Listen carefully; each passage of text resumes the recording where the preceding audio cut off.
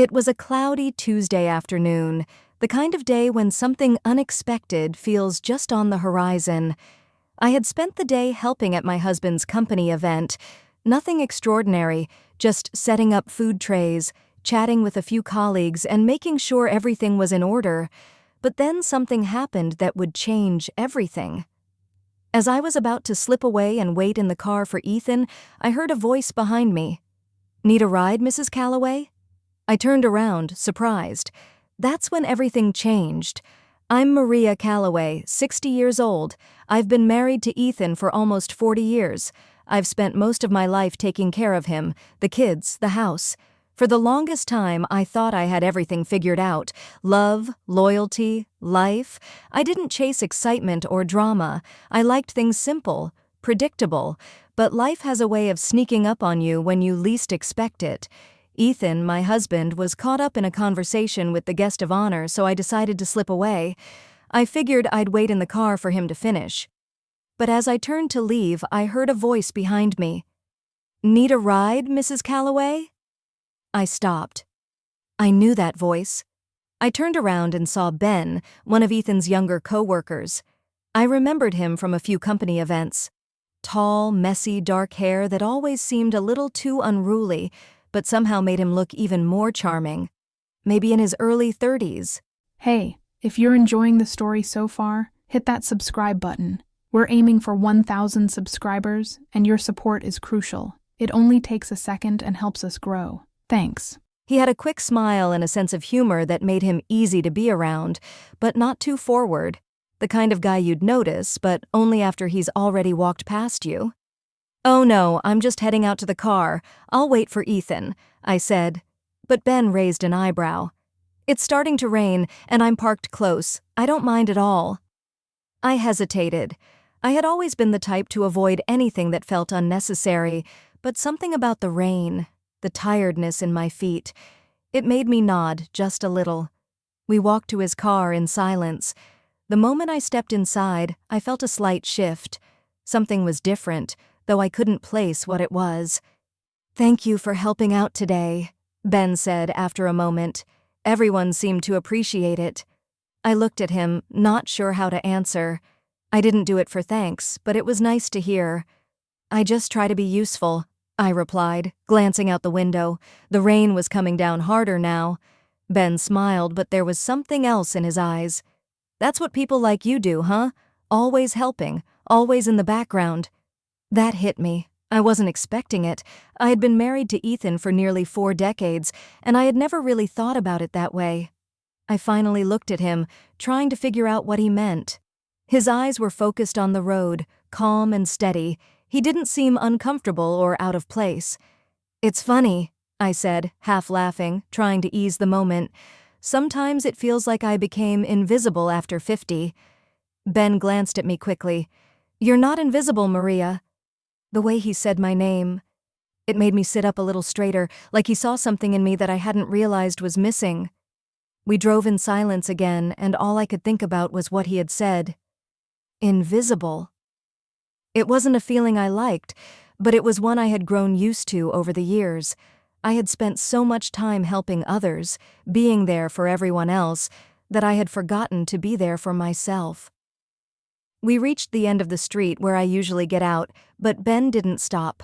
Instead, he turned onto the side road that led directly to my house. "You know where I live?" I asked, surprised. "I've dropped Ethan off a few times after company events," he said with a half smile. "Remember that night? You weren't home." "Oh, right," I said, though I didn't fully remember. Ben pulled into the driveway and parked, leaving the engine running. The rain outside was now a steady pour, and the world felt muted behind the glass. I felt a little breathless, unsure of what to say. "Thanks for the ride," I said, reaching for the door. But before I could open it, he spoke again. "Maria, can I ask you something? You can tell me to shut up if it's out of line." I stopped, hand still on the door handle. There was something in his voice that made me pause, something that made me turn back to him. "Okay," I said, my voice barely above a whisper. He looked at me. Really looked at me. Not in a way that made me feel uncomfortable or judged, but in a way that made me feel seen, like he was actually noticing me, not just as a wife, but as a person, as a woman. "Are you happy?" he asked, just like that. I blinked. The words hit me harder than I expected. I had spent my whole life trying to be everything to everyone else, and no one had ever asked me that. "That's a complicated question," I said, my heart starting to race. He nodded, eyes never leaving mine. "I think it's supposed to be." I didn't know what to say. I had always assumed my life was fine. I had always assumed I was content. But Ben had just cracked open something I hadn't been willing to face. For a moment, I didn't answer. The silence between us was thick, filled with the weight of his question, and for the first time in years, I realized I didn't have an answer. I didn't know if I was happy. I woke up the next morning feeling different. The air felt a little heavier, like something inside me had shifted. I went through my usual routine: coffee, laundry, watering the plants by the kitchen window, but something had changed.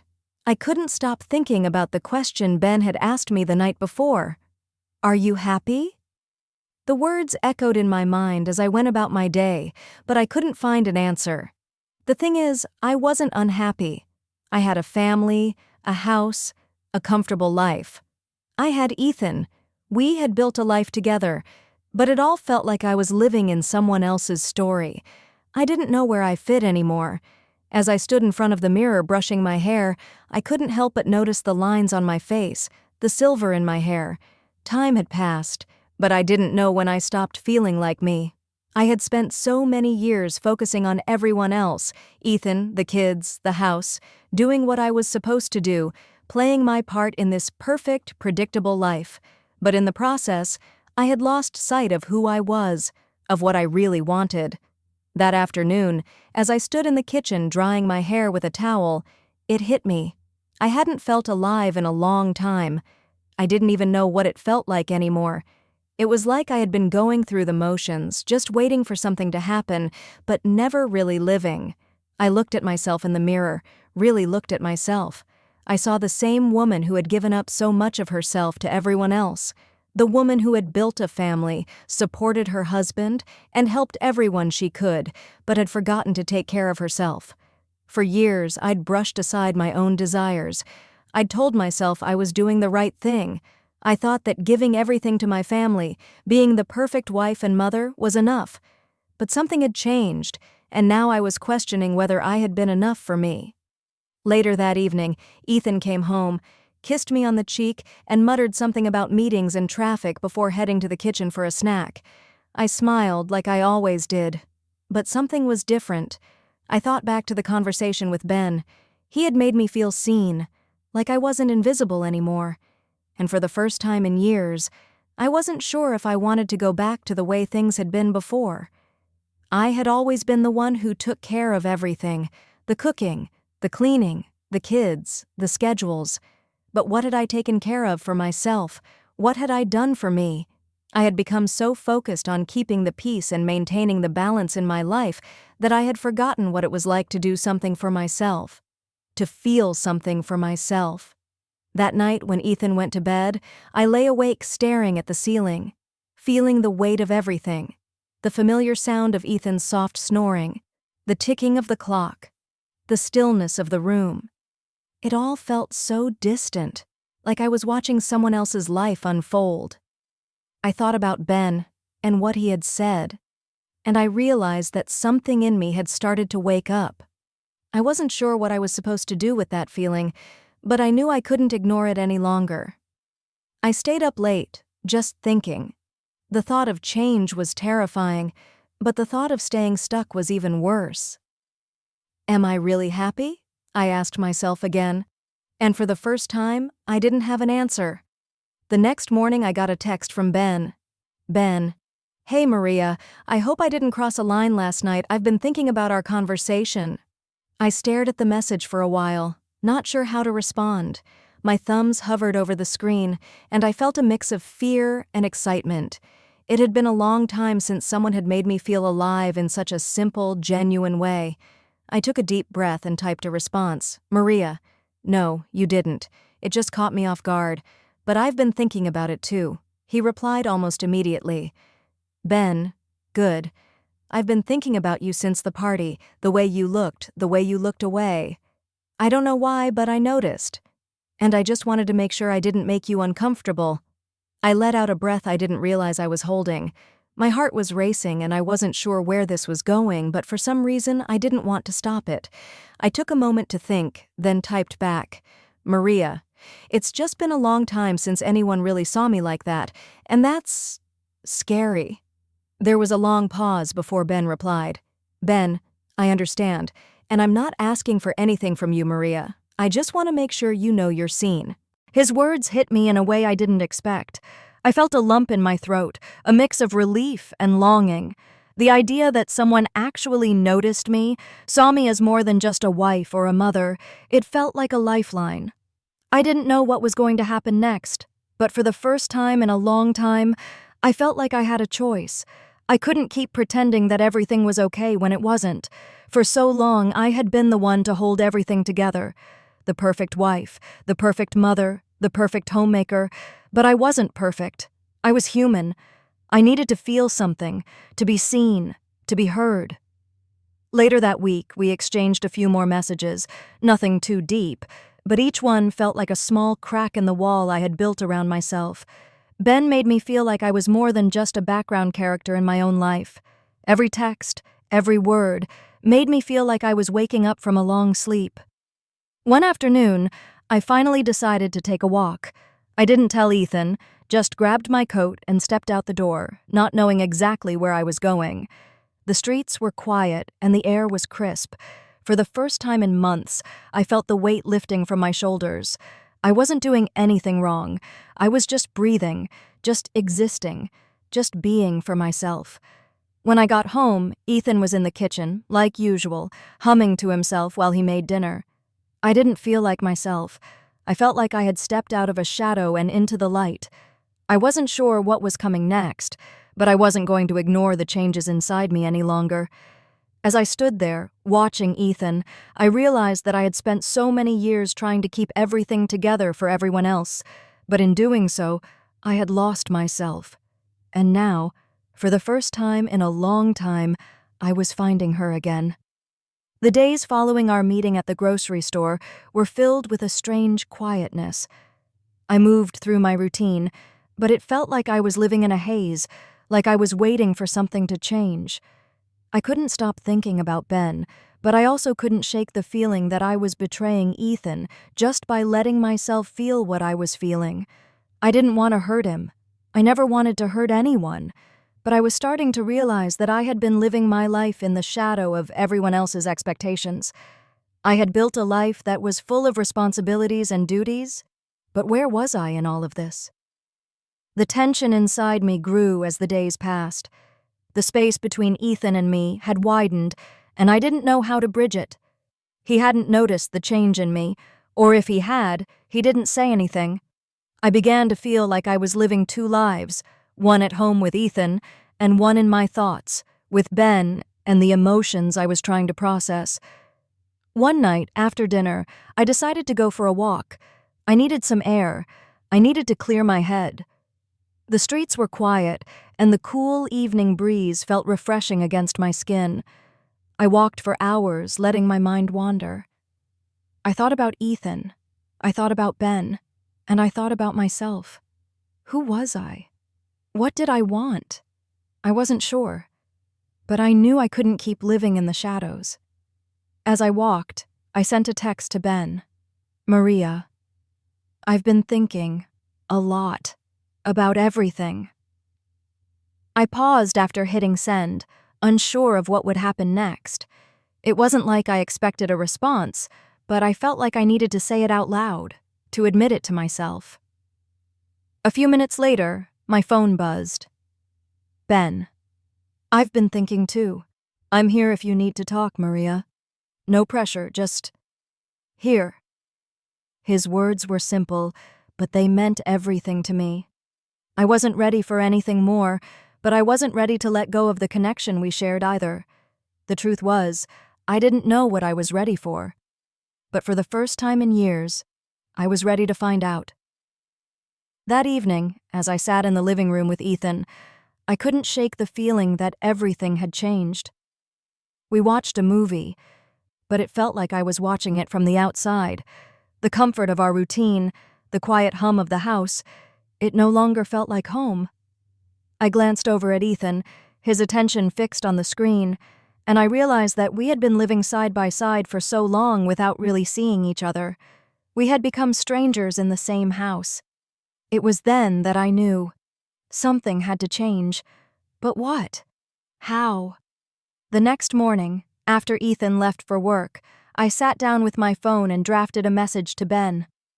Maria, I think we need to talk. I didn't know what that conversation would be or where it would lead, but I knew it was a step toward finding the answers I had been looking for. I knew that whatever happened next, I couldn't keep living in the background anymore. I had to take control of my own life. I had to stop letting fear hold me back. Later that week, Ben and I met at a small cafe by the lake. The air was cool, and the sky was just starting to turn orange as the sun set. We sat at a small table by the window, the soft glow of the lamps casting a warm light on our faces. We didn't talk about anything deep at first. We just sat there, drinking coffee, laughing at small things. But slowly, the conversation turned more personal, more real. We talked about our lives, our hopes, our fears. And I realized something as I listened to him speak. I hadn't truly felt alive in years. I hadn't let myself dream or feel or want anything. As we finished our coffee, I knew what I had to do. I wasn't ready to make any big decisions yet, but I was ready to start making changes. When I got home that night, Ethan was sitting on the couch watching TV. He looked up when I walked in, and I could see the familiar look in his eyes, the one that said everything was fine, even though nothing was. I sat down next to him, and for the first time in a long time, I looked at him, not as my husband, not as the father of my children, but as the man I had married. "I'm not sure where we go from here," I said quietly. He looked at me, his expression unreadable. "What do you mean?" "I mean, I'm not sure I've been happy for a long time, Ethan. I don't know where we stand anymore, and I need to figure that out." There was a long pause.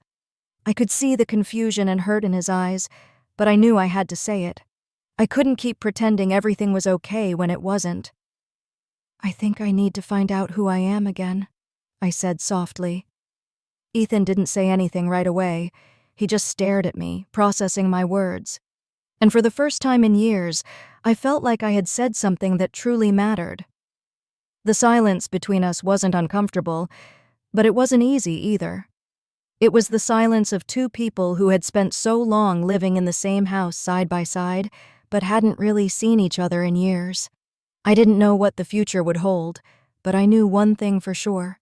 Whatever happened next, I was ready to live for me. The following days were a blur. I moved through my routines, but everything felt different. I found myself staring at Ethan more often, noticing things I hadn't before. The way he chewed his food, how he never asked about my day, how we existed in the same space but didn't truly share it anymore. The connection I once felt with him seemed to have vanished, replaced by a quiet, palpable distance. I started to realize that I had spent so much time catering to everyone's needs, Ethan's, the kids, the house's, that I had lost myself in the process. I had given up my own desires and dreams to keep the peace and hold everything together. And now that I was starting to feel the pull of something else, something that made me feel alive again, it was hard to ignore. But I also knew that this wasn't just about me and Ben. It wasn't just about my own feelings or the choices I could make. I had a family, a marriage that had lasted nearly 40 years. Ethan was still my husband, and no matter how distant we had become, the thought of betrayal didn't sit well with me. I couldn't just throw everything away because I was starting to feel something I hadn't in a long time. Then came the moment I had been dreading. I ran into Ben again. It was at the grocery store, of all places. I was picking out vegetables, my mind once again far from the task at hand, when I heard that familiar voice.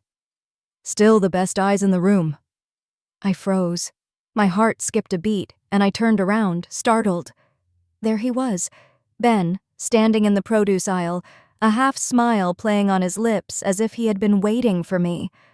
I swallowed hard, a flutter of panic rising in my chest. "Ben," I breathed, "you scared me." He smiled sheepishly. "Didn't mean to. I wasn't sure I'd see you again." There was a brief, charged silence between us, the hustle and bustle of the store fading into the background. I could feel the pull, the weight of his gaze, and something deeper inside me shifted. "Are you okay?" he asked softly, breaking the silence. I looked at him, unsure of what to say. Was I okay? I wasn't sure. I nodded anyway, trying to dismiss the growing tension inside me. "Yeah, just thinking." He took a step closer, his voice dropping even lower.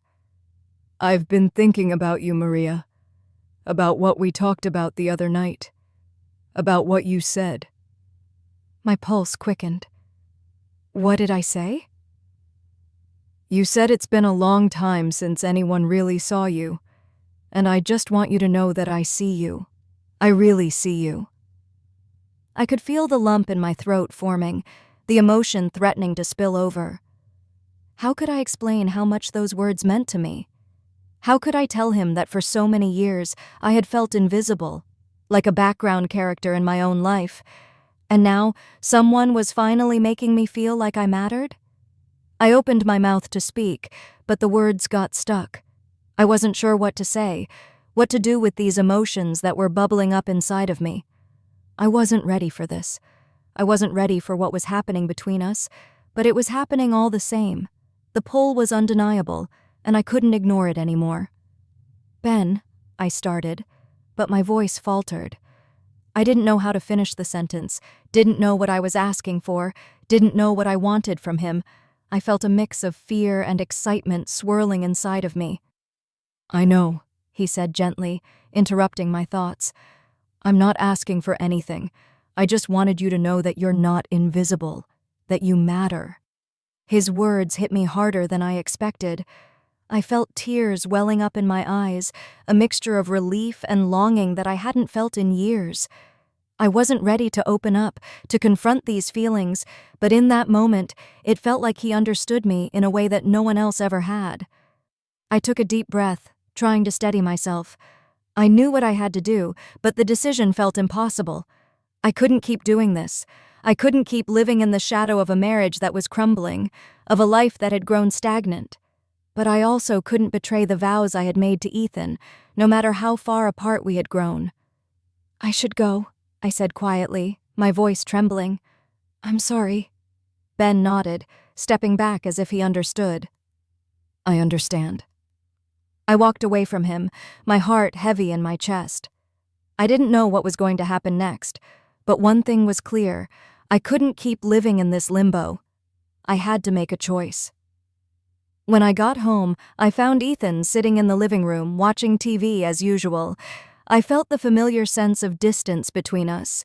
It was as if I was living in someone else's life, as if the woman I used to be had vanished. I sat down next to him, not sure how to begin, how to explain what had happened. I couldn't tell him everything. I couldn't tell him about Ben, about the way I had felt seen and heard in a way I hadn't in years. I couldn't betray him, even if everything between us felt hollow. "I think I've made a decision," I said softly, my voice barely above a whisper. Ethan glanced at me, his expression unreadable. "What do you mean?" "I mean, I think I need to focus on myself. I need to figure out who I am again," I said, the words feeling foreign on my tongue. He didn't say anything right away, just stared at me, processing what I had said, and for the first time in years, I felt like I was saying something that truly mattered. "I don't know what comes next," I continued, "but I can't keep pretending everything is okay when it's not." The silence between us was thick with unspoken words. I didn't know where we would go from here. I didn't know if we could fix what had been broken for so long. But I knew one thing for sure. I had to find myself again, no matter how painful the journey might be. And with that, I made my choice. I wouldn't betray my marriage, no matter how much I had been tempted. I would find a way to rediscover who I was, even if it meant walking through the darkness alone for a while. Because at the end of the day, I knew that I had to be true to myself.